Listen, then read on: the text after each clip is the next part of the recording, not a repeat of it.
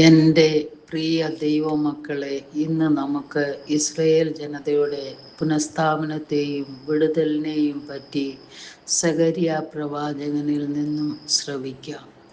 സഖരിയാവ് 9:11. നീയോ നിന്റെ നിയമരക്തം ഹേതുവായി ഞാൻ നിന്റെ ബദ്ധന്മാരെ വെള്ളമില്ലാത്ത കുഴിയിൽ നിന്നും വിട്ടയക്കും. ഇവിടെ പ്രവാചകൻ ഇസ്രയേലിനെ പ്രത്യേകിച്ച് അടിച്ചമർത്തലിൽ നിന്നും പ്രവാസത്തിൽ നിന്നുമുള്ള ദൈവത്തിൻ്റെ ശരിയായ പുനഃസ്ഥാപനത്തെയും വിടുതലിനെയും കുറിച്ച് സംസാരിക്കുന്നു.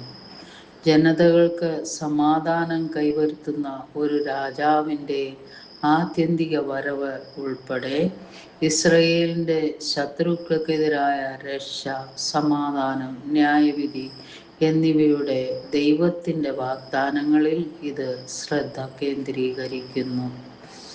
ന്യായവിധിയുടെയും കഷ്ടപ്പാടുകളുടെയും ഒരു കാലഘട്ടത്തെ തുടർന്ന് ഇസ്രയേലിലുള്ള ദൈവത്തിൻ്റെ വിടുതലിനെ കുറിച്ചുള്ള ഒരു പ്രവചനത്തിന് ശേഷമാണ് ഈ വാക്യം വരുന്നത്. സമാധാനത്തിൻ്റെയും പുനഃസ്ഥാപനത്തിൻ്റെയും ദൈവത്തിൻ്റെ വാഗ്ദാനത്തെ ഉടമ്പടിയുടെയും വീണ്ടെടുപ്പിൻ്റെയും ആശയവുമായി ഈ വാക്യം ബന്ധിപ്പിക്കുന്നു. നിങ്ങളുമായുള്ള എൻ്റെ ഉടമ്പടിയുടെ രക്തം നിമിത്തം എന്നത് ഇസ്രയേലുമായി ദൈവം ചെയ്ത ഉടമ്പടിയെ സൂചിപ്പിക്കുന്നു. പ്രത്യേകിച്ച് സീനായി പർവ്വതത്തിൽ അവർക്ക് നൽകിയ ഉടമ്പടി.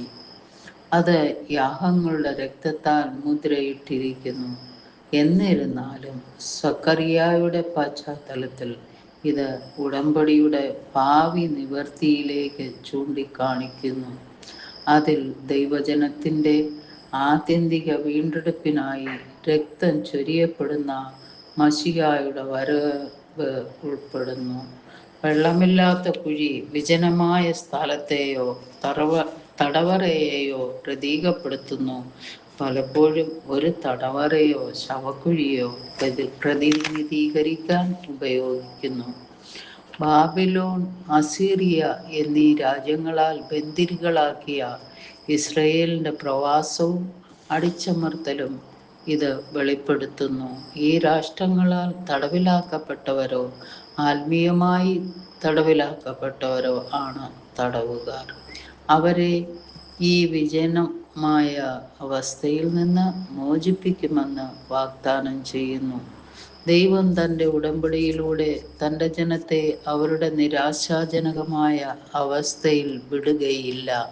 മറിച്ച് അവരെ അവരുടെ ആത്മീയമോ ശാരീരികവുമായ അടിമത്തത്തിൽ നിന്ന് പുറത്തു കൊണ്ടുവരും. വിശ്വസ്തത, വിടുതൽ, പ്രതീക്ഷ, ആത്മീയ വിമോചനം, അടിച്ചമർത്തപ്പെട്ടവർക്കുള്ള പ്രോത്സാഹനം എന്നിവയിലൂടെ നാം ദൈവത്തിൻ്റെ ഉടമ്പടിയിൽ ആശ്രയിക്കണം. സ്നേഹപിതാവേ, ദൈവത്തിൻ്റെ വാഗ്ദാനങ്ങളോടുള്ള വിശ്വസ്തതയെക്കുറിച്ച് ഞങ്ങൾക്ക് ഉറപ്പ് നൽകിയതിന് നന്ദി. ആത്യന്തിക വിടുതലിൻ്റെ പ്രതീക്ഷയിൽ ജീവിക്കാൻ കഴിയുമെന്നും ദൈവം നമ്മെ എല്ലാത്തരം അടിമത്തങ്ങളിൽ നിന്നും പുനഃസ്ഥാപിക്കുകയും മോചിപ്പിക്കുകയും ചെയ്യുമെന്ന് ഞങ്ങൾ വിശ്വസിക്കുന്നു. യേശുവിൻ്റെ നാമത്തിൽ തന്നെ, ആമേൻ.